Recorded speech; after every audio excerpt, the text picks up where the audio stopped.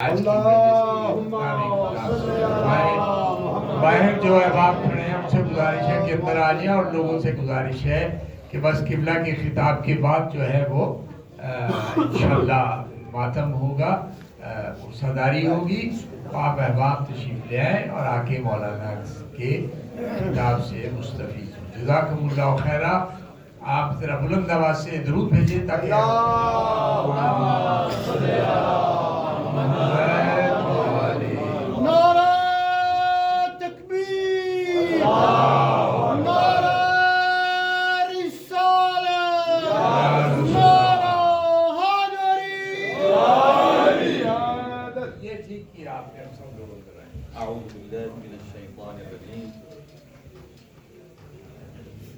أعوذ بالله من الشيطان اللعين الرجيم. بسم الله الرحمن الرحيم.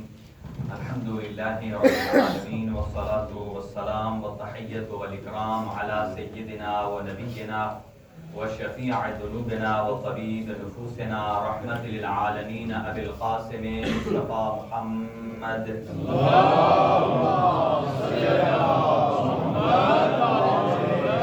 وعلى أهل بيته الطيبين الطاهرين المعصومين المنتخبين المنتجبين، لا سيما على بقية الله الأعظم روحي وأرواح العالمين لتراب مقدمه الفداء، عجل الله تعالى فرجه الشريف، وسهل الله تعالى مخرجه الشريف، ولعنة الله على أعدائهم أجمعين من يومنا هذا إلى قيام يوم الدين. أما بعد، فقد قال الإمام الرضا عليه الصلاة والسلام: الإيمان فوق الإسلام بدرجة، والتقوى فوق الإيمان بدرجة، واليقين فوق التقوى بدرجة، لم يؤتى إلا قليلا. صدق علی بن موسیٰ الرضا علیہ الصلاۃ والسلام.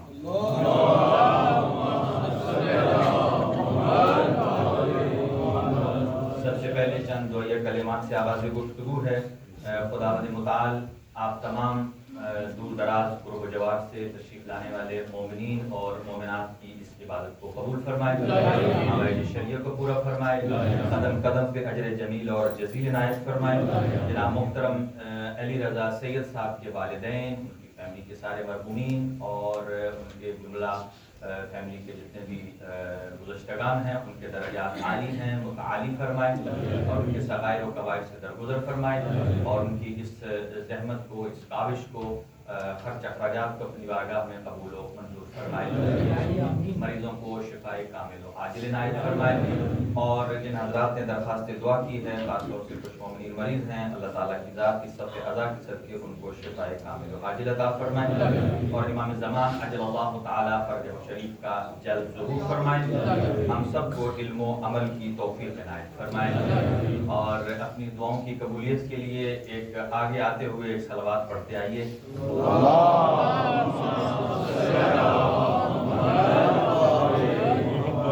پیچھے پیچھے نوجوان حضرات تشریف فرما ہیں، ان سے گزارش ہے اللہ تعالیٰ کی ذات آپ کی جوانیوں کو حضرت علی اکبر کے صدقے اپنی حفظ و امان میں رکھے.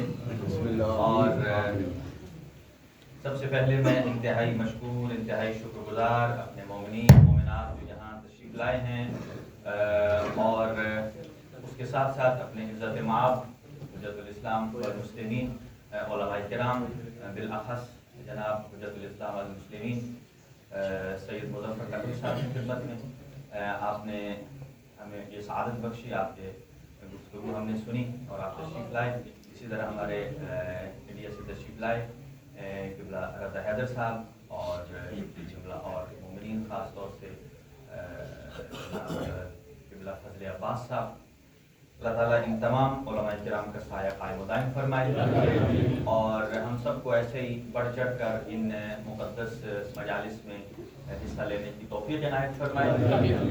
اور خداوند متعال سے دعا گو ہیں کہ خداوند متعال ہمارے ان مجلس عزا کو زمانے کے امام حجت خدا امام زمان اجل اللہ تعالیٰ فرجہ الشریف کے ظہور کے ساتھ منسلک فرمائے.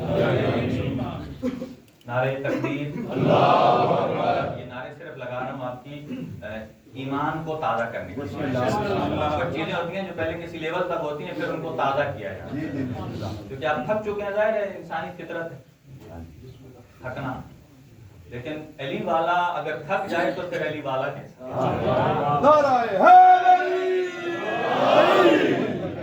مجھے میرے خیال سے وقت نہیں بتایا گیا شفیع صاحب نے، بہرحال میں چونکہ وقت کافی ہو چکا ہے اور میں کوشش کروں گا کہ اپنی آرائز کو کم سے کم وقت میں آپ کی خدمت میں، اور یہ معلوم ہے نعرہ تکبیر، نعرہ رسالت، نعرہ رسالت، نعرہ حیدری، نعرہ حیدری، پوری ایمانی قوت اور طاقت کے ساتھ خیبری اور قمبری نعرہ، نعرہ حیدری۔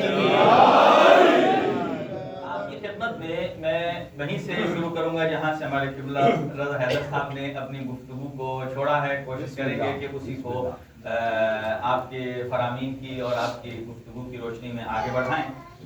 ہماری گفتگو کا عنوان آج رہے گا شہید۔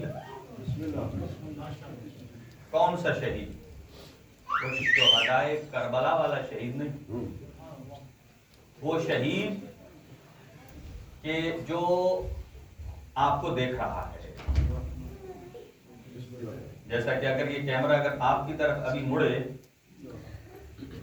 آپ کی طبیعت کیسے اجلی ہو جائے گی، فوراً پہلو سیدھا کر لیں گے، کالر سیدھا کر لیں گے، ایک مرتبہ داڑھی پر ہاتھ مار لیں گے، وہ تنکا نہ لگا ہو، یہ کیا چکر ہے؟ اس لیے کہ یہ موبائل آپ کی زندگی کا گواہ بن رہا ہے، یعنی جو آپ کا گواہ بن رہا ہے، جس نے آپ کی پکچر کو محفوظ کرنا ہے، آپ کے ایکشن کو محفوظ کرنا ہے، آپ کی ایکٹیویٹی کو محفوظ کرنا ہے، اس کے سامنے بالکل ایک مرتبہ آج ہم یہ دیکھنا چاہتے ہیں کہ جس کی بارگاہ میں یہ مجلس سید الشہداء ہے وہ خدا کیسا شہید ہے، رسول خدا صلی اللہ علیہ وآلہ وسلم کیسے شہید ہیں، ائمہ خدا علیہ السلام کیسے شہید ہیں، اسی گفتگو کو آگے بڑھاؤں گا جہاں قبلہ نے چھوڑا ہے۔ البتہ امام رضا علیہ السلام کا فرمان کا سہارا ہے۔ آپ نے ارشاد فرمایا کہ انسان کے مقام کی، چونکہ اتنی دیر سے ہم مجلس اعزاز سن رہے ہیں، علماء کرام نے بہت ہی مدلل انداز سے گفتگو فرمائی ہے، اور یہاں کا جو کنکلوژن ہے، امام رضا ارشاد فرماتے ہیں کہ انسان کی بلندی پر جانے کے 4 سٹیجز، آغا صاحب اجازت، 4 سٹیجز ہیں۔ پہلا حصہ ہے درجہ اسلام، دوسرا ہے درجہ ایمان، اور تیسرا ہے درجہ تقوی، اور چوتھا درجہ ہے درجہ یقین، اور اس سے اوپر ایک درجہ ہے جس کو بعض علماء نے یقین کا اثر بیان کیا ہے، وہ ہے درجہ شہید۔ درجہ اسلام کیا ہے؟ اسلام چاہتا ہے کہ اگر انسان مسلمان ہو جائے تو پھر ادھر ہی نہ کھڑا رہے، اس سے اوپر جائے۔ جیسا ابھی قبلہ نے بتایا نا کہ وہ اتر کے بتاتے تھے زینے سے، انہوں نے اترنا بتایا ہے، چڑھنا نہیں بتایا۔ اس لیے بارگاہ خداوندی تک جانے کے لیے اللہ نے 3 راستے بتائے، یا اللہ ولی ہے، یا رسول ولی ہے، یا آقا نے فرمایا یا وہ ولی ہے۔ اب وہ کون ہے؟ قرآن کہتا ہے جو حالت نماز میں زکات دیتا ہے، حالت رکوع میں زکات دیتا ہے۔ اب وہ تلاش کرنا ہے، اگر وہ پکڑ لیا تو رسول تک پہنچ گئے، اور اگر اس وہ کے بدلے وہ پکڑ لیا تو پھر آپ ادھر نہیں کہیں اور چلے جائیں گے۔ ابھی عرض کرتا ہوں آپ کی خدمت میں ایک سوال ہے، اب بتائیے کہ ولایت امیر المؤمنین یہ کسی عمل کے صحیح ہونے کی دلیل ہے یا کسی عمل کے قبول ہونے کے لیے ضروری ہے؟ اگر یہ جملہ سمجھ آ گیا تو آپ کو اپنی عبادت میں لطف آ جائے گا۔ آیا کسی عمل کے صحیح ہونے کے لیے شرط ہے کہ ولایت امیر المومنین، یا نہیں اس کے بغیر عمل صحیح ہے؟ اس کی قبولیت کے لیے ولایت شرط؟ دیکھیں اب ہم وضو کرتے ہیں، وضو کے لیے 13 شرائط ہیں اس کے صحیح ہونے کے۔ وضو کی 13 شرائط ہیں قبول ہونے کے لیے، پہلے صحیح ہوگا پھر قبول ہوگا. اب اسی تناظر سے دیکھیے ولایت امیر المومنین کیا اس عمل کے صحیح ہونے میں کردار ادا کرتی ہے یا اس کے بغیر صحیح ہے قبول ہونے میں کردار ادا کرتی ہے؟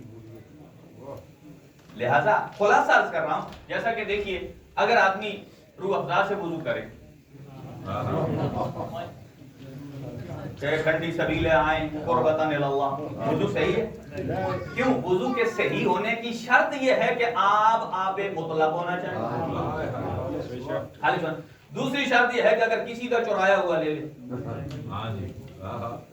تبھی صحیح نہیں. جب کسی کی چرائی ہوئی چیز سے وضو صحیح نہیں ہے تو امامت اور خلافت کہاں صحیح ہوگا؟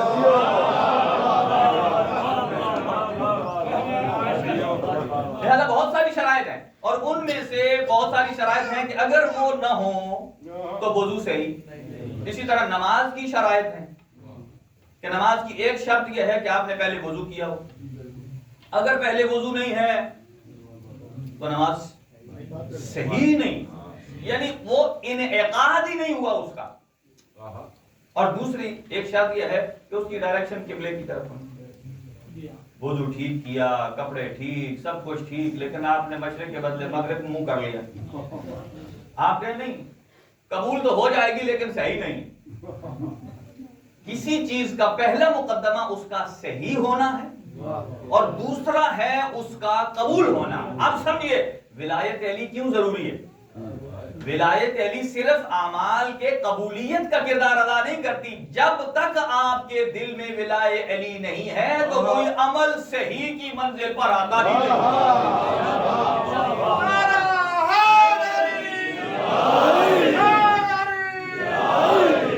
اب دیکھیے ایک مثال لیتا ہوں پھر آگے بڑھتا ہوں. حضرت آدم کو سجدہ نہیں کیا شیطان نے، نہیں کیا، اور اس نے دلیل کیا دی تھی؟ خلقتنی من نار وخلقتہ من طین. مجھے تو نے آگ سے بنایا، اسے تو نے. اب یہ کتابت میں کہا جاتا ہے کہ چونکہ انسان چار چیزوں سے بنا ہے، آگ، مٹی، پانی، ہوا، اور اس نے نہ آگ پر اعتراض کیا، نہ اس نے پانی پر اعتراض کیا، نہ اس نے ہوا پر اعتراض کیا. وہ اس نے دین پر اعتراض نہیں کیا. جس پر اعتراض کیا وہ کیا نکلا؟ بھی قبلہ نے فرمایا تراب. اس کا مطلب، اور مجھے بتائیے وہ شیطان آیا نماز پڑھتا تھا یا نہیں پڑھتا تھا؟ چلو نماز کو چھوڑ، سجدہ کرتا تھا یا نہیں کرتا تھا؟ کرتا تھا. اتنا کرتا تھا کہ 6,000 سال کا ایک سجدہ. اب مجھے بتائیے آیا وہ قبول ہونا نہ ہونا بات کی بات ہے. پہلے یہ بتائیے اس کا سجدہ صحیح ہے یا صحیح نہیں ہے؟ بتائیے. اگر کہیں صحیح ہے تو پھر بات آتی ہے منزل قبولیت پر، جبکہ اللہ پروردگار عالم نے ان فخرج، تو نکل جا میرے دربار سے، اس لیے کہ تو رجیم ہے، تو دھتکارا ہوا ہے. تو گویا جس نے تراب پر اعتراض کیا، یعنی ولایت امیر المومنین کو اس نے نہیں مانا. تراب کہتے ہیں زمین کو، علی ہے ابو تراب. جب تراب کے منکر کا سجدہ صحیح ہی نہیں ہے تو ابو تراب کے انکار کی نماز کیسے صحیح ہو سکتی ہے؟ کیسے نماز صحت کی منزل پر؟ ابھی قبلہ نے کہا وَسَأَلَ سَائِلٌ بِعَذَابٍ واقع. وہ جو آیا تھا حضور کے پاس تو پتھر آیا. مجھے بتائیے اس نے جو حج کیا تھا وہ صحیح ہے یا غلط ہے؟ ہو سکتے ہیں آپ کہیں کہ اس تک پہلے کے اعمال صحیح ہیں، یعنی جب کہ ولایت علی آ گئی کہ اس سے پہلے جو اس نے کیا، جب تک اس نے علی پر اعتراض نہیں کیا تھا پہلے کا عمل صحیح ہے. چلو قبول ہونا نہ ہونا وہ بات کی بات ہے، عمل صحیح ہے. لیکن نہیں، جب اس نے اعتراض کیا، آسمان سے جو پتھر آیا، بعض روایات میں یہ بھی لکھا ہے کہ پتھر کے اوپر بھی ایک جملہ لکھا ہوا تھا ان علیک لعنتی. پتھر کے اوپر لکھا ہوا تھا چونکہ تو نے علی کی ولایت کا انکار کیا ہے تو پتھر بھی تیرے اوپر لعنت کرتا ہے. تو اس پتھر کا آنا دلالت کرتا ہے نہ صرف یہ کہ اس کا حج قبول نہیں ہے، وہ صحیح بھی نہیں ہے. اس کا مطلب مطلب یہ ہے جو ولایت علی کا انکار کرتا ہے اس کا عمل صحیح نہیں. یہ بات اپنے پلے باندھ لی چونکہ روایات میں ہے ولایت امیر المومنین محافظ للعمل.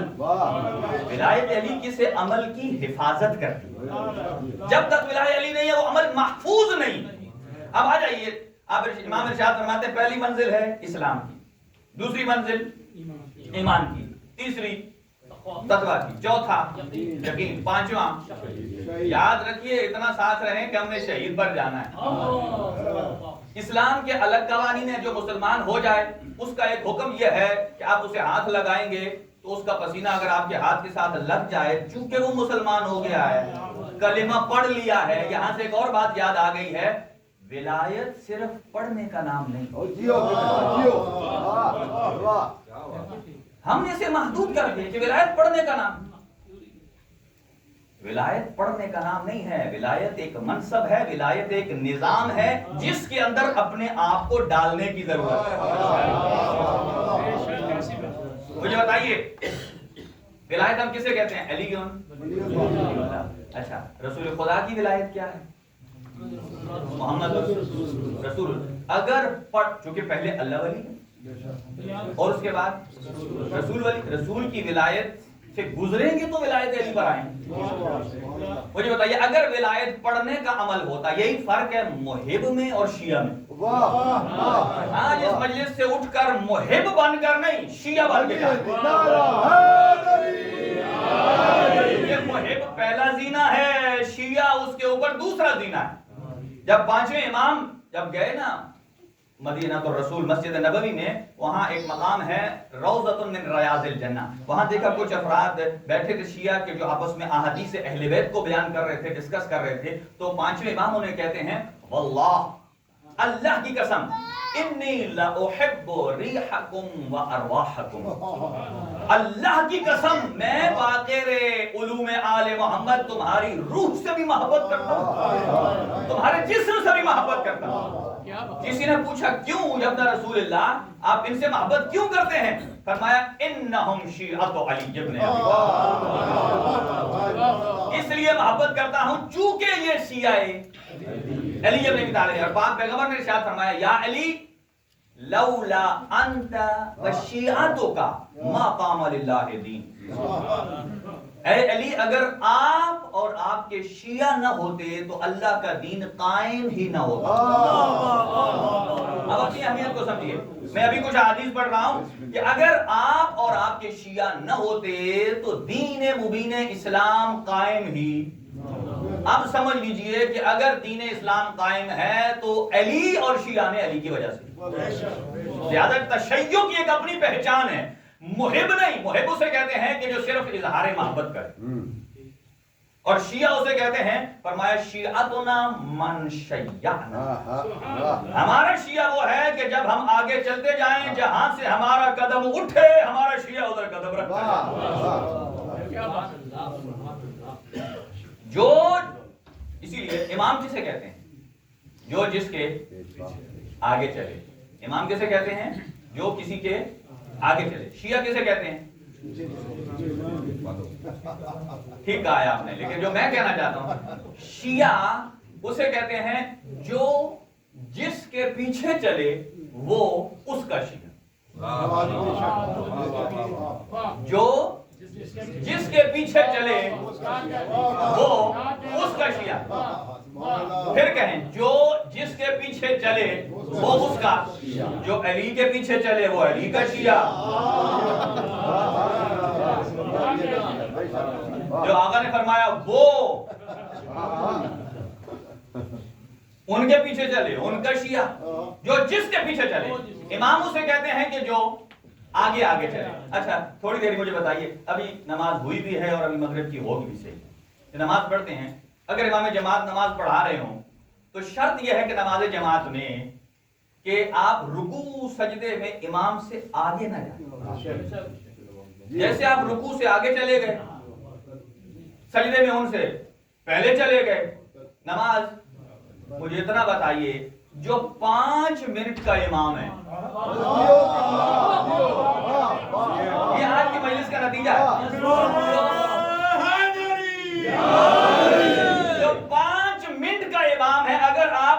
تھوڑا سا آگے چلے جائیں تو نماز باطل ہے. جو دین اور دنیا کا امام ہے اگر اس سے آگے چلے جائیں, سوچ فکر ہے. تو اسلام کا پہلا لہذا محب بننا ہے, محب سے بڑھ کر شیعہ بننا ہے. چونکہ میں نے عرض کیا تھا کہ ولایت پڑھنے کا نام نہیں ہے, ولایت نظام کا نام ہے جس سے اپنے وجود پر, اس کی دلیل کیا ہے؟ رسول خدا ولی خدا ہیں یا نہیں ہیں؟ ہم پڑھتے ہیں لا الہ الا اللہ محمد رسول اللہ. سورہ منافقون کبھی دیکھیے, اس میں اللہ کیا فرماتا ہے؟ منافق کہتے ہیں کہ ہم گواہی دیتے ہیں کہ آپ اللہ کے رسول ہیں. آگے سے اللہ بھی کہتا ہے, اللہ بھی جانتا ہے آپ اللہ کے رسول ہیں. پھر اگلے جملے میں واللہ یشہد ان المنافقین لکاذبون, اللہ گواہی دیتا ہے کہ یہ منافق جو کہتے ہیں آپ اللہ کے رسول ہیں یہ جھوٹے ہیں. بھائی ہم کہتے ہیں علی اللہ کے ولی ہیں, اور آج زمانے کے امام آ جائیں وہ کہیں کہ یہ جھوٹ بول رہا ہے. کیوں؟ زمانے کے امام کو کیسے پتہ چلا؟ یہ یاد رکھیے, ہم مجالس میں آتے ہیں, کیا مطلب؟ ہم جس کی مجلس میں آتے ہیں وہ ہمارے دل کی حرکات و سکنات سے واقف ہے, احساسات کو جانتے ہیں. اچھا امام آ جائیں یہ علی ولی, یہ جھوٹا ہے. کوئی آدمی کیا کہے گا؟ یہ وہ ولایت رسول والے ہیں کہ قرآن میں ایتھینٹیکیٹڈ منافق ہیں.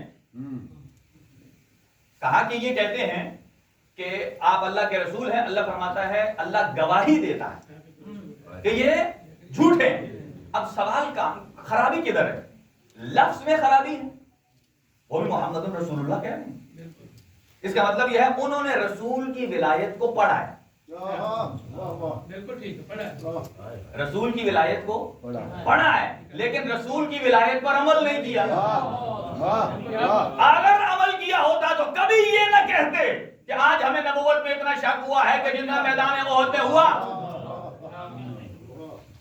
اس کا مطلب یہ ہے کہ ولایت پڑھنے کا نام نہیں ہے, ہم نے پڑھنے میں ڈال دیا. ولایت ایک منصب ہے اور یہ منصب ایک امام کا نہیں ہے. 12 کے 12 ائمہ کا نبی خدا نے من کنت مولا فاز علی مولا میں 12 ائمہ کی ولایت کا اعلان کیا ہے, نام بھی لیے. لہذا یہ منصب, اور کوئی کہے کہ نہیں بعد پیغمبر, یہ ولایت منصب نہیں, بس صرف پڑھنے کا نام ہے. اگر پڑھنے کا نام ہے تو مجھے بتائیے جو کاروائی بعد پیغمبر سقیفہ میں ہوئی, اگر صرف پڑھنا ہوتا تو سارے لوگ پڑھ لیتے. وہاں جانا یہ دلالت کرتا ہے کہ یہ پڑھنے والی بات نہیں ہے, یہ ایک منصب ہے. اور ولایت کیسے کہتے کسے ہیں؟ ولایت کی مثال علماء دیتے ہیں تسبیح کے دھاگے کی طرح. اوپر ایک ہوتا ہے امام, دھاگا نکلتا ہے, موتیوں کو لے کر دوبارہ اسی کے اندر جاتا ہے. کہا دھاگے کی مثال یہ ہے کہ جو سارے موتیوں کو جوڑ کر اس امام تک پہنچاتا ہے. کہا ولی بھی اسے کہتے ہیں کہ جو تمام انسانوں کو جوڑ کر بارگاہ خداوندی میں پیش کر دے. تمام بندوں کو جوڑ کر بارگاہ خداوندی میں پیش کرے اسے کہتے ہیں ولی. اور ولایت کیا ہے؟ ولایت ایک نظام ہے کہ جس کو اپنے وجود پر نافذ کرنا ہے. اور وہ ولایت کا نظام کیا ہے کہ ہم اپنے ارادہ اور اختیار سے نہ اپنی فکر کے خود مالک ہیں, نہ اپنے خون کے خود مالک ہیں, نہ اپنے بدن کے خود مالک ہیں. ہم تابع ہیں امیر المؤمنین کی ولایت کے.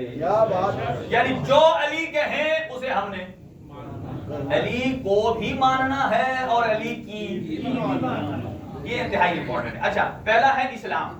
اسلام کے الگ تقاضے ہیں. آپ اس کو اگر بدن گیلا ہے چونکہ اس نے کلمہ پڑھ لیا ہے, اب آپ ہاتھ لگ گیا تو نجس نہیں ہے. اگر مسلمان ہو گیا تو اسے مسلمانوں کے قبرستان میں جگہ دینی ہے. اس کے اوپر ہے ایمان.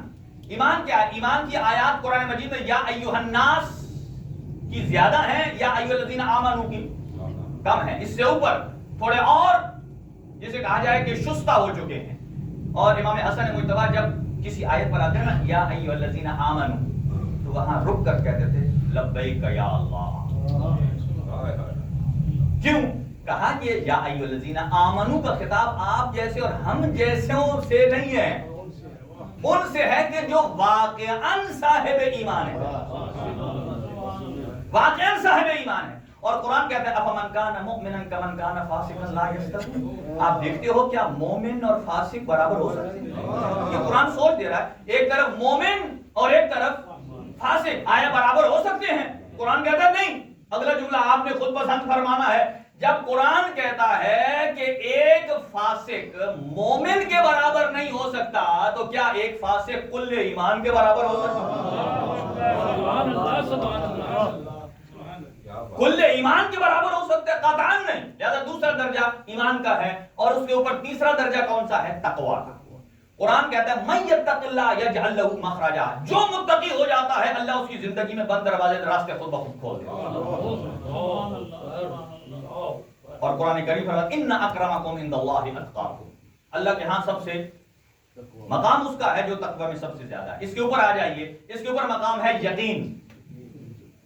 یقین کسے کہتے ہیں؟ اس کی 4 قسمیں ہیں، علماء نے بیان کیا، علماء اخلاق نے فرمایا ایک ہوتا ہے عین الیقین، سنتے آئیے، دوسرا ہے علم الیقین، تیسرا ہے حق الیقین، اور چوتھا ہے حقیقت حق الیقین۔ اور معصوم نے فرمایا 8ویں امام نے کہ یہ جو دولت ہے یقین کی، یہ کم لوگوں کو بانٹی گئی، اور سب سے اعلیٰ درجے پر کون فائز ہے؟ وہ کل ایمان جو فرماتے ہیں لو کشف الغطاء لمزددت یقینا، اور اگر علی کی آنکھوں سے سارے حجابات بھی ہٹا دیے جائیں تو علی کے لیے توحید میں کوئی اضافہ نہیں ہوگا۔ اس سے بڑھ کر سنیے، جب امیر المؤمنین نے خیبر کو فتح کیا، اس خندق میں اترے، وہ دروازے کو ہاتھ پر رکھا تاکہ اصحاب گھوڑے سے اوپر سے گزر جائیں۔ کسی شخص نے دیکھا، اس نے کہا یا رسول اللہ علی کے پیر ہوا میں ہیں۔ کسی نے پوچھا تھا یا رسول اللہ حضرت عیسیٰ علیہ السلام ہوا پر چلتے تھے؟ کہا حضرت عیسیٰ کے یقین میں کمی تھی کہ وہ پانی پر چلتے تھے، پانی پر چلتے تھے، ان کے یقین میں کمی تھی۔ اگر یقین اس سے اوپر ہوتا تو وہ ہوا پہ چلتے، دیکھو میرے بھائی علی کے قدم تو ہوا میں اٹھ رہے۔ یہ یقین کی اس منزل پر۔ اب آ جائیے، اس کے بعد کا مرحلہ کیا ہے؟ شہید۔ شہید کیا ہوتا ہے؟ کسی کو آپ دیکھیں، اور قرآن مجید فرماتا ہے یوم ندعو کل اناس بامامہم، وہ ہر شخص اپنے امام کے ساتھ میدان میں آئے گا۔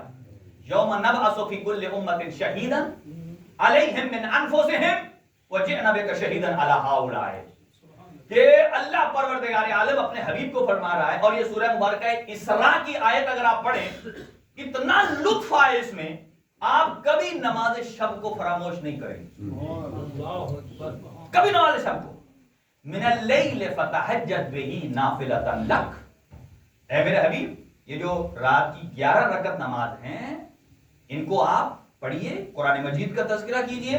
عسیٰ ان یبعثک ربک مقاما محمودا، اللہ آپ کو ایک وقت آئے گا جو مقام محمود عطا کرے گا۔ بس یہی چھوٹا سا ایک جملہ سمجھتے ہیں اور پھر اپنی گفتگو کو تمام کرتے ہیں کہ مقام محمود کیا ہے۔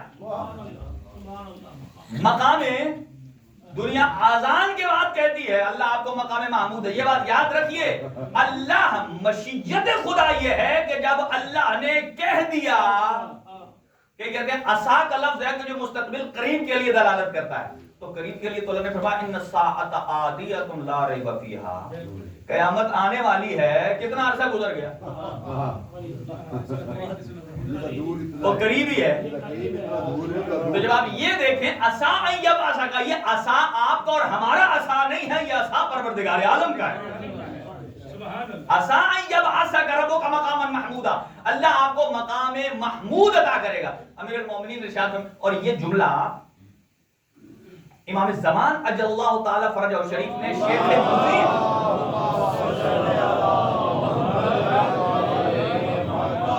مفید علیہ الرحمہ کو امام زمان نے خط لکھا، یہ مقام ہے جسے زمانے کا امام خط لکھا، اور اس کے اوپر پہلا جو جملہ لکھا، کہا اے شیخ مفید یہ جو ہم آپ سے مراسلہ کر رہے ہیں، لکھ رہے ہیں، یہ اگر اذن خدا نہ ہوتا، اذن خدا نہ ہوتا ہم آپ سے جو گفتگو کر رہے ہیں یہ بھی اذن خدا سے ہے. اندازہ لگائیے اس کا مقام کتنا ہے شیخ مفید کا جو ایک مرجع ہے. اسی لیے کہا جاتا ہے اگر تشیع کے پاس 3 چیزیں ہوں گی تو وہ کمی تشیع بکھر نہیں سکتی.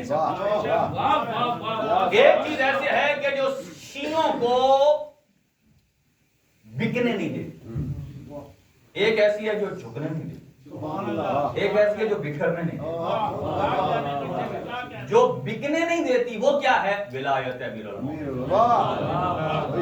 میثم تمار کی مثال لے لیجئے, زبان گدی سے چھن گئی لیکن علی کا سودا نہیں کیا. چھٹے امام کی خدمت میں ایک شخص آیا, کہا آقا میں غریب ہوں. فرمایا کلمہ سنا. کلمہ سنا ہے؟ کہا کلمہ تو تو نے امیروں والا پڑھا. کلمہ تو امیروں والا. کہا وہ کیسے؟ فرمایا مجھے یہ بتا یہ جو تو نے پڑھا علی ولی اللہ, اگر کوئی تجھے کہے کہ علی کو چھوڑ تو اتنے پیسے دیتا, چھوڑے گا؟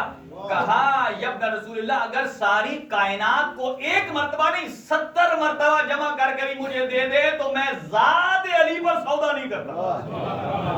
اس کا مطلب یہ ہے کتنی بڑی دولت. تو جب تک آپ کے سینے میں ولایت امیر المومنین ہے ہم کسی سے بک نہیں سکتے. عظیم دولت ہمارے سینے میں. اور دوسری جو جھکنے نہیں دیتی وہ ہے عزاداری سید الشہداء, جو کہ سید الشہداء کا مشن ہے ہاتھ من الظل, کہ ایک لمحے کی عزت کی زندگی. کیا فرمایا؟ عزت کی موت اس سے بہتر ہے جو ذلت کی زندگی ہو. اور تیسری چیز کیا ہے جو بکھرنے نہیں دیتی؟ وہ ہے مرجعیت, وہ ہے اجتہاد, وہ ہے علماء, وہ ہے نظام کے جو نظام امام زمان نے آپ اور ہمیں دیا ہے. اگر اس نظام سے الگ ہو جائیں گے تو بکھر جائیں گے, جبکہ دشمن تو یہی تو کر رہا ہے. وہ چاہتے ہیں. اور شیخ مفید کون ہے؟ امام زمانہ جنہیں خط لکھ رہے ہیں. جسے امام زمانہ خط لکھے وہ کم ارزش کے مالک. امام زمانہ نے کہا میرے شیعوں تک میرا پیغام پہنچا دو جن پر آپ کو بھروسہ ہے. یہ جملہ بھی ساتھ ہے, جن پر آپ کو اعتماد ہے ان تک پیغام پہنچا دو. کہا کیا؟ کہ نماز شب کی پابندی کرو. امیر المومنین فرماتے ہیں جب انسان رات کو سوتا ہے تو شیطان اس کے پہلو میں 3 گریں لگاتا ہے, 3 گریں لگا دیتا ہے. جب اس کا پہلا, یہ میں اس کا ترجمہ کر رہا ہوں, کہ جب اس کا پہلا الارم بجتا ہے اور وہ اٹھ جائے تو ایک گرہ کھل جاتی ہے. جب بسترے سے اٹھ جائے تو دوسری گرہ کھل جاتی ہے. اور جب نماز پڑھ لے تیسری گرہ کھل جاتی ہے. اور جو رات کو الارم ہی نہ لگائے وہ تو گرہ پہ گرہ آ گئی, اور جو گرہ پہ گرہ آ جائے وہ تو کبھی کھلتی نہیں. کہا اگر اپنی زندگی کی گرہ کھولنا چاہتے ہیں تو نماز شب پڑھ کے دیکھ لیں اللہ کیسے انسان کے چہرے پر نورانی عطا کرتا ہے, نورانیت عطا کرتا ہے. پتہ بات کہاں تھی شیخ مفید علیہ الرحمہ؟ ہاں وَمِنَ اللَّيْلِ فَتَہَجَّدْ, نماز شب حضور سرور کائنات کے لیے وجوب کا درجہ رکھتی ہے. آپ اور ہمارے لیے فرمائیں عسیٰ ان یبعثک ربک مقاما محمودا, اللہ آپ کو مقام محمود عطا کرے گا. جب اللہ نے اپنے حبیب کو سب کچھ عطا کر دیا تو پھر رہ کیا گیا تھا؟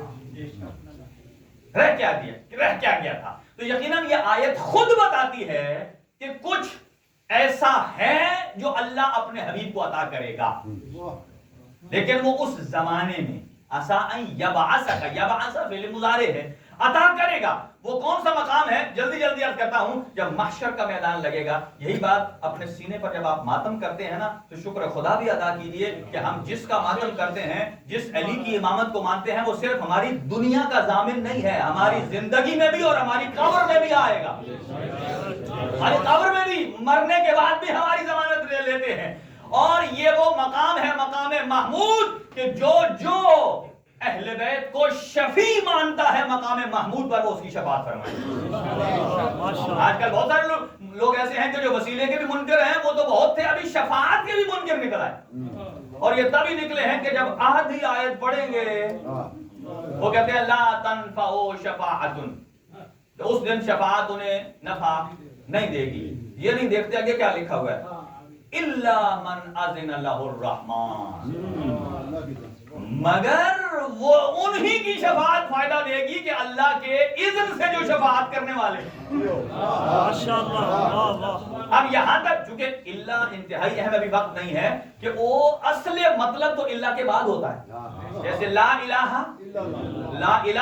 اللہ سے پہلے والے کو مانیں گے تو کافر لا الہ، اور الا اللہ پر جائیں گے تو وہی اسلام ہے. ما محمد الا رسول، محمد نہیں ہے مگر یہ اللہ کے. ایک اور مثال، لا فتح الا، کوئی جوان نہیں سوائے علی کے. لا سیف الا ذوالفقار، قل لا اسألکم علیہ اجرا الا المودۃ فی القربى. آدھے عالم تو آپ خود ہو گئے، قرآن مجید سیکھ لیا. الا کے بعد من اذن له الرحمن، جو اہل بیت کو مانتا ہے وہی اہل بیت کی شفاعت سے مستفید ہوگا. اب آ جائیے دو، یعنی شاید مسائل میں زیادہ نہ پڑھ سکوں لیکن اس روایت کو سنیے چونکہ ہم قرآن اور روایت کو جمع کر رہے ہیں. اسا ان یبعثک ربک، اس کے بعد کی آیت کیا ہے؟ قل، اللہ پروردگار عالم نے فرمایا، یہ من لدن کا سلطان النصیرہ کی آیت ہے، اس کو ہم نہیں پڑھتے، صرف مقام محمود تک رکتے ہیں. تو مقام محمود اللہ پروردگار عالم محشر میں ایک مسند بچھائے گا، وہ ہے مقام محمود. محمود نام کس کا؟ اللہ کا. حضور یا احمد ہیں یا محمد. ہم دعا کیا کرتے ہیں؟ اللہم انت المحمود بحق محمد، تو محمود ہے، محمد کے صدقے ہماری حاجات کو پر. تو وہ کیا ہے؟ محمود. تو اللہ نے ایک مسند لگائی ہے جسے کہتے ہیں مقام محمود. اللہ نے وہاں بیٹھنا نہیں ہے، ابھی قبلہ نے بتایا اللہ کا جو گھر ہے اللہ وہاں رہتا نہیں ہے. اللہ کا جو گھر ہے اللہ وہاں رہتا نہیں ہے. وہ الگ بات ہے کہ جو اس کے گھر میں آتا ہے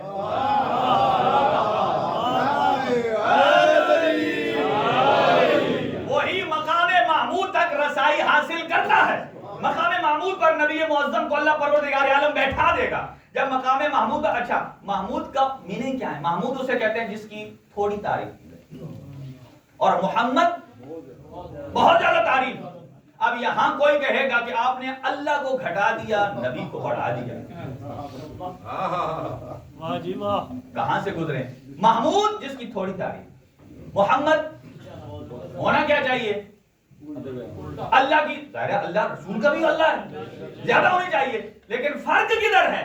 جب اللہ کی ہم تعریف کرتے ہیں اس کا مطلب یہ ہے اگر ساری کائنات مل کر بھی اللہ کی تعریف کرے تو وہ اس کا حق ادا. لیکن اگر ایک اللہ اپنے حبیب کی تعریف کر دے وہ محمد قرار پاتا ہے. تو لہذا مسند پر تشریف فرما ہوں گے اور وہاں وہ مسند مقام محمود ہے اور وہ وہاں ہوں گے اکیلے. اور آپ کو معلوم ہے کہ جو اکیلا ہوتا ہے وہ ایک ہی ذات ہے.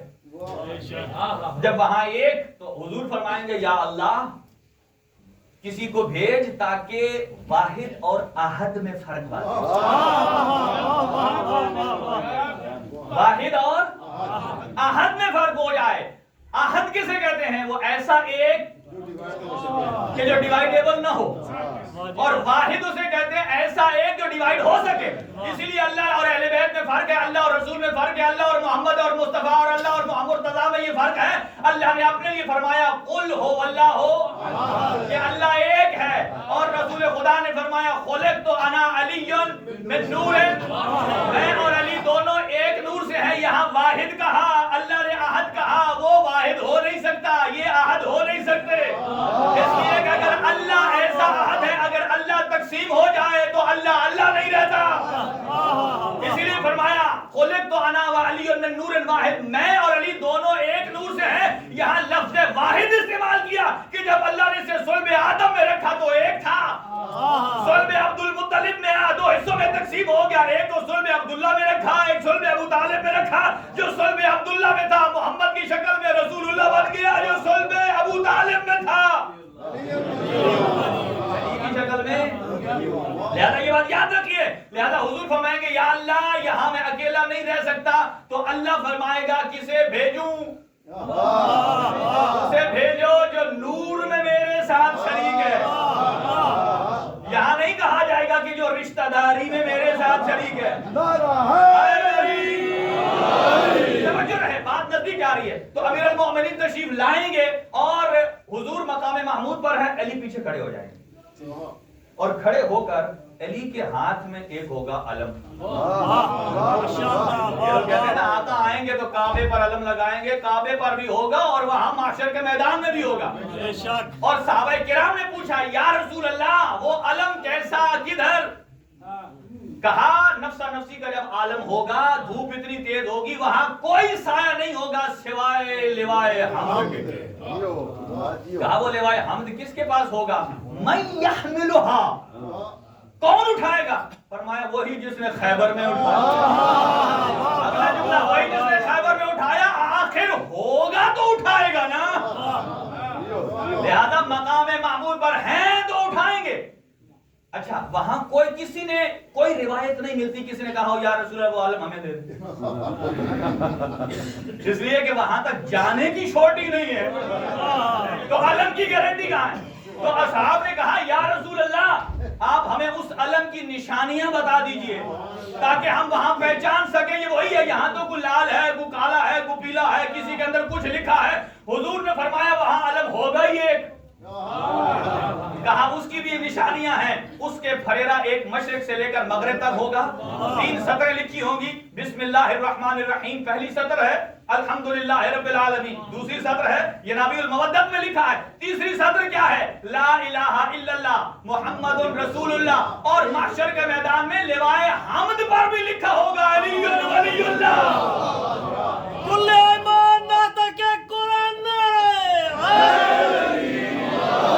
जल्दी तवज्जो से मैं इस रिवायत को मुकम्मल करूं। मकाम महमूद क्या है? मुझे पता है आप थक गए हैं।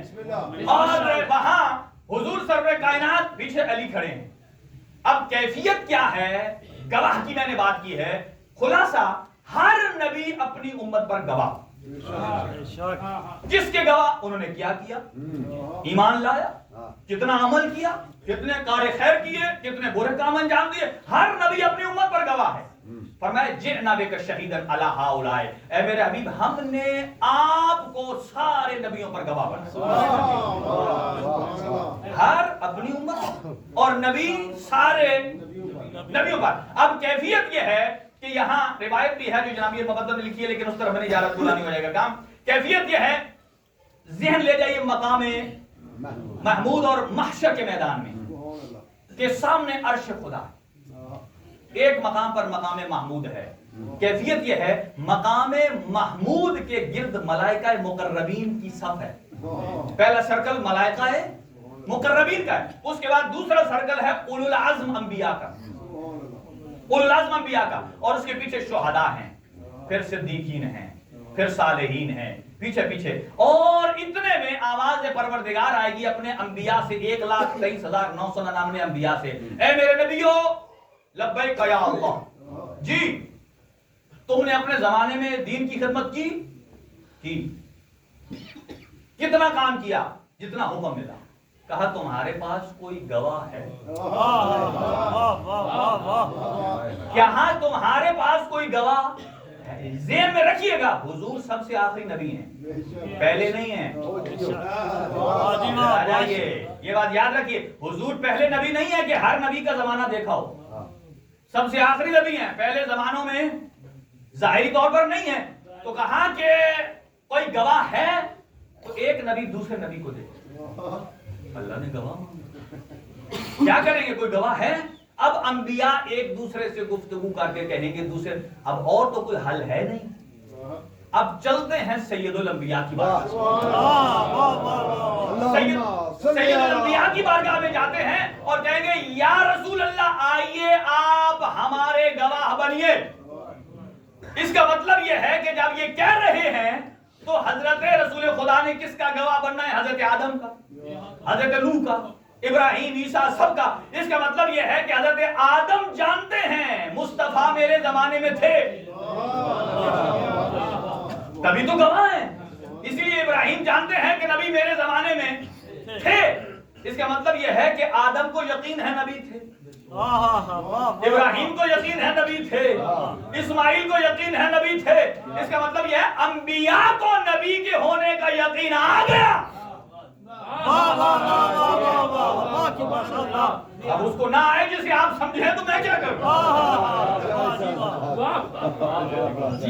यकीन नहीं आ रहा कि नबी थे। अब सुनिए कैफियत क्या है कि अब हुजूर की एक गवाही पर पूरा मैदान माशर रुका हुआ कि गवाही दे तो काम आगे चले, गवाही दे तो काम आगे चले। गवाही रुकी हुई है, अब हर तरफ सन्नाटा है।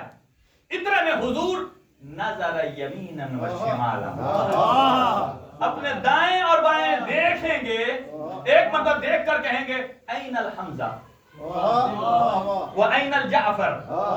हमजा मेरे चचा कहाँ हैं, जाफर अली के भाई कहाँ हैं, जाफर तैयार। जब उन्हें बुलाया जाएगा, जब वो आएंगे तो आकर नबी फरमाएंगे, तवज्जो रहे, नाजुक मरहले में गुफ्तगू, नबी फरमाएंगे ए हमजा और जाफर चाहिए मेरी तरफ से अंबिया की गवाही दे दी। ऐसे मतलब लेना था, आपने लिया नहीं, कहा जाइए। कुरान कहता है यौम नबअसु फी कुल्ली उम्मतिन, हर कौम पर उनका एक नबी शहीद है। वजीअना बिका शहीदन अला हौला, मैंने आपको सब पर गवाह बनाया। गवाह अंबिया मांग रहे हैं नबी की, लेकिन नबी कह रहे हैं मैं जा नहीं सकता, चूंकि बैठा हूं मकाम महमूद पर, यहां से उतर सकता नहीं हूं। अब उतरेंगे तो जाएंगे तो मकाम महमूद खाली है, अल्लाह ने अता कर दिया, ये मकाम है ही पाक पैगंबर सल्लल्लाहु अलैहि वसल्लम के लिए। फरमाएंगे जाइए ए हमजा और जाफर मेरी तरफ, इसे कहते हैं अश-शहादा अल-शहादा, इसे कहते हैं सेकेंडरी एविडेंस, कि जब कोई आदमी किसी को अथॉरिटी देता है जाओ मेरी तरफ से ये काम कर लेना, तो नबी मुअज़्ज़म ने यहां अथॉरिटी दी है हजरत हमजा को और हजरत जाफर को, जाइए अंबिया की गवाही दे दीजिए। वो अंबिया की गवाही दे देंगे, अंबिया हो जाएंगे सुरखरू। किसी ने कहा या रसूल अल्लाह आपके बगल में अली खड़ा है, सारी जिंदगी में काम आपने अली से लिए, दावत ज़ुल-अशीरा में अली, मैदान बद्र में अली, मैदान ओहद में अली, मैदान खैबर में अली, मैदान खंदक में अली, और मन कुल तो मौला पर अली। यार अली ये है कि आप अली को कहते। नबी मुअज़्ज़म फरमाएंगे अभी तक तो पूछा था अंबिया ने गवाह, तो मैंने जाफर और हमजा को भेज दिया है, और अल्लाह ने मेरी नबुव्वत पर कहा या अल्लाह खुद है या उसे बनाया अली है। जब अल्लाह मुझ मुस्तफा से पूछेगा तो मेरा भाई अली नबुव्वत की गवाही के लिए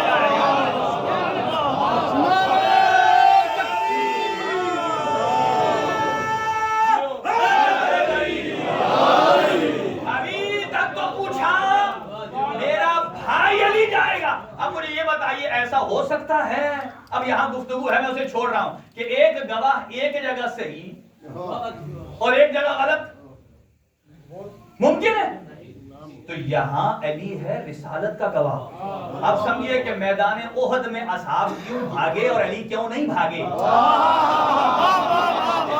असहाब रिसालत के गवाह नहीं है, असहाब भाग जाए तो दीन का नुकसान नहीं है, और अगर अली फरार कर जाए तो बहुत खतरा। और यही किबला नबी फरमाया कि पाक पैगंबर ने ला इलाहा इल्लल्लाह कहा, और ये मोहम्मदुर रसूलुल्लाह ये अली का नारा है। ऐसे मैदान ओहद में नबी को हाथों पर उठाकर अली ने कहा हाज़ा मोहम्मदुर रसूलुल्लाह, हाज़ा भागने वाले भाग जाओ, हाज़ा मोहम्मदुर रसूलुल्लाह, ये अल्लाह का रसूल मोहम्मद है। अल्लाह ने फरमाया हल जज़ाउल एहसान इल्ला एहसान, एहसान का बदला एहसान है। ऐ अली आज ओहद में तूने मेरे मुस्तफा को मौला कहा है, कल मैं तेरा हाथ बुलंद करके अबू तालिब के बेटे मैं कहलवाऊंगा मन कुन तो मौला हो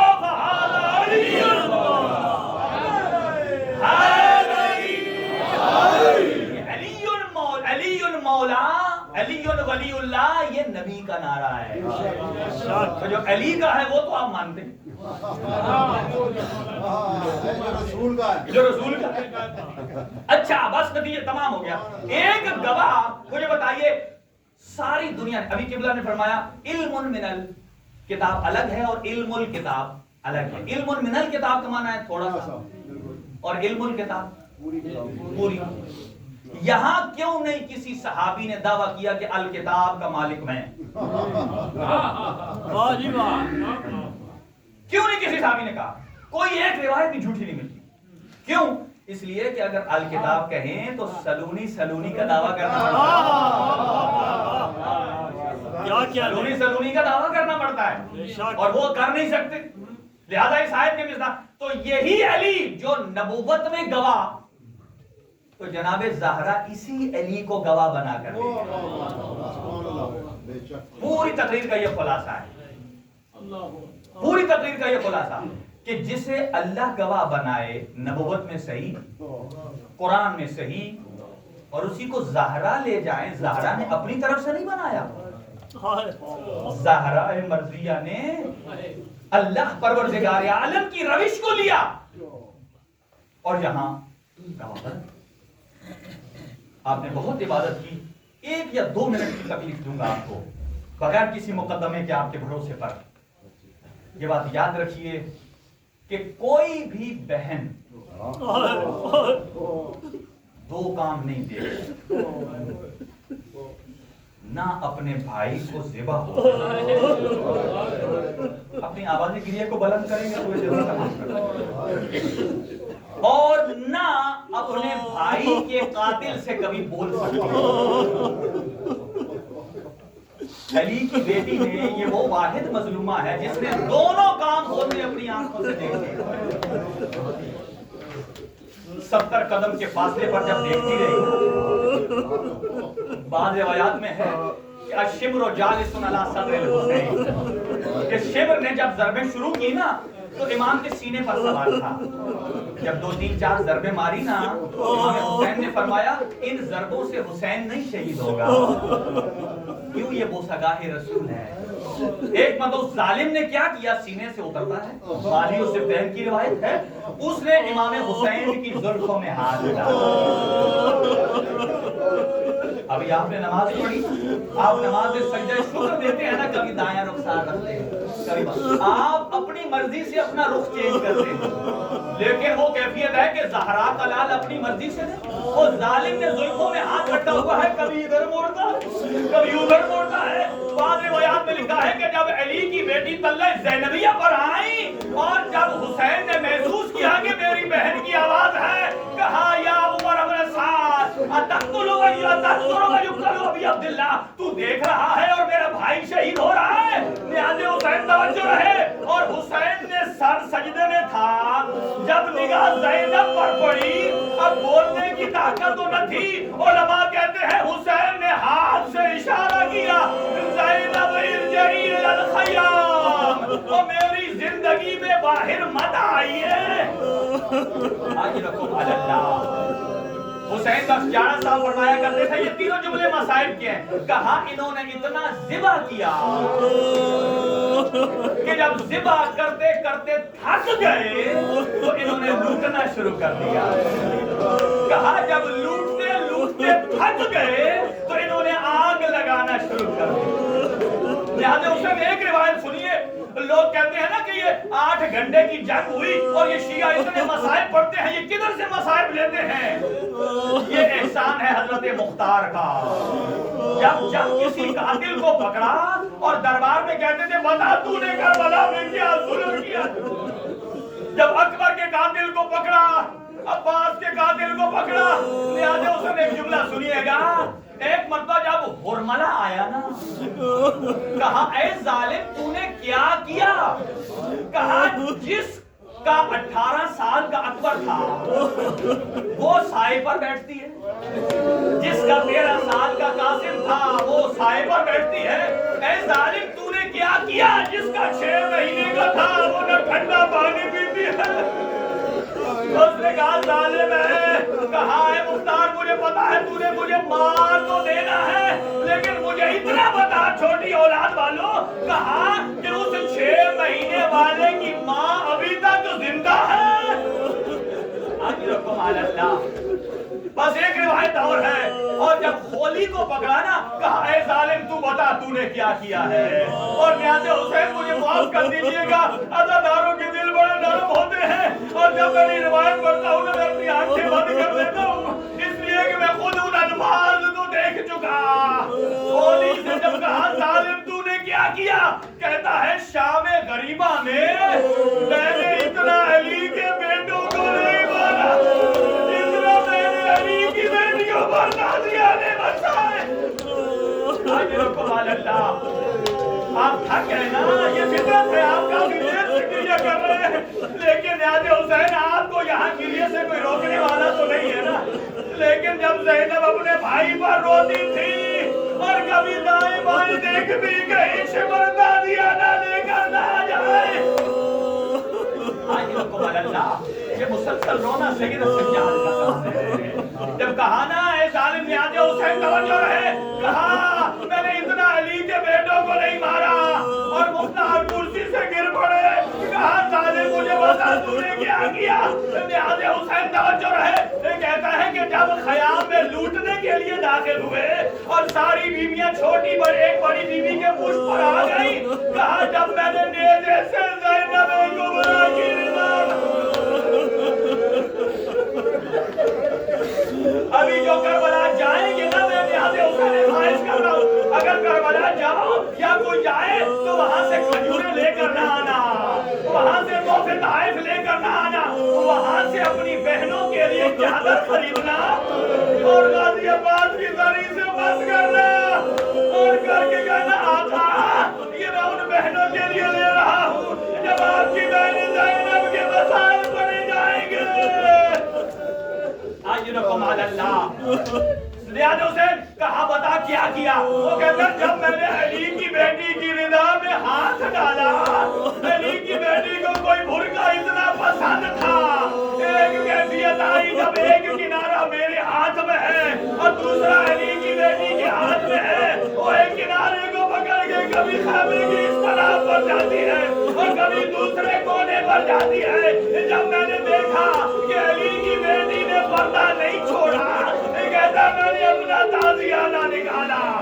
جب میں نے تازیانہ چھوڑا اور زینب کے ہاتھ سے رضا نکل گئی, کہا ظالم بتا اس کے بعد کی منزل کیا ہے.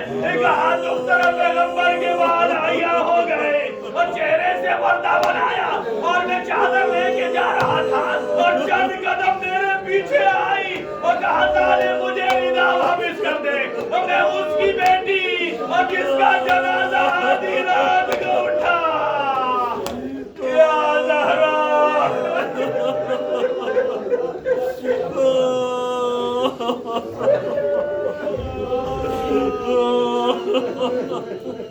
ماتم حسین